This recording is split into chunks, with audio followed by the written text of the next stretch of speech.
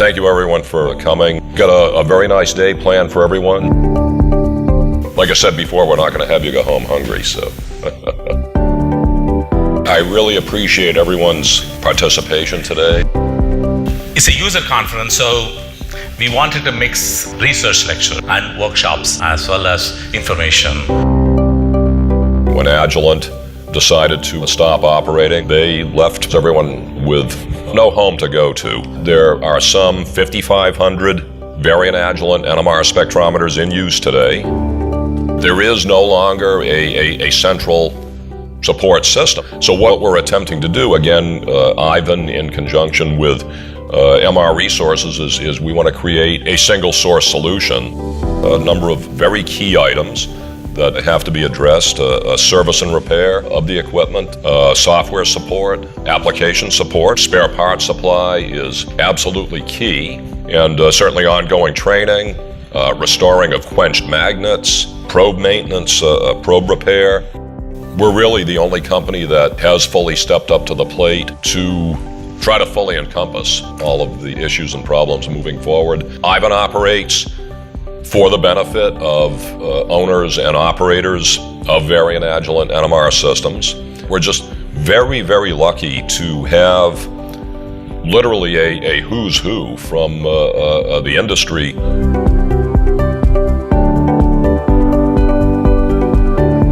I've made a personal commitment that MR Resources is going to continue to provide 100% funding and support for this group. We realize that there are lots of issues that people have. Maybe it's things they want to learn more about. Maybe they have an agenda to present to people.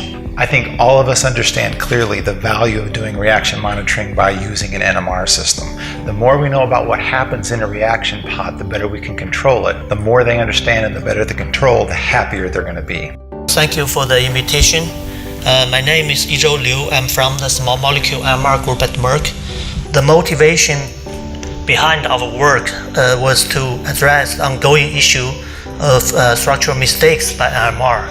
As a bit of introduction, I'm Joe Romaniuk. I'm from Lynette Zagowski's group up at Stanford, and we are studying the bacterium Staph aureus. I've been the NMR software manager at Variant and Agilent for many years, and my last project at Agilent was to basically prepare OpenVnmr. And since this meeting is sort of meant to provide a mechanism for us to help each other, this seems like a good thing to have available to us if we need to advance NMR or fix things. At the University of Oregon, we're actually have OpenVnmr in production running 3 different variant spectrometers. OpenVnmr is kind of unique of having such a complex piece of software as open source and open to all sorts of possibilities. Looking forward beyond that, perhaps it could be used to run new hardware that hasn't been invented yet or built yet. It's an incredible source of teaching tool, learning tool, and processing tool. Thank you, John Webb, for hosting one more time. It is very much appreciated.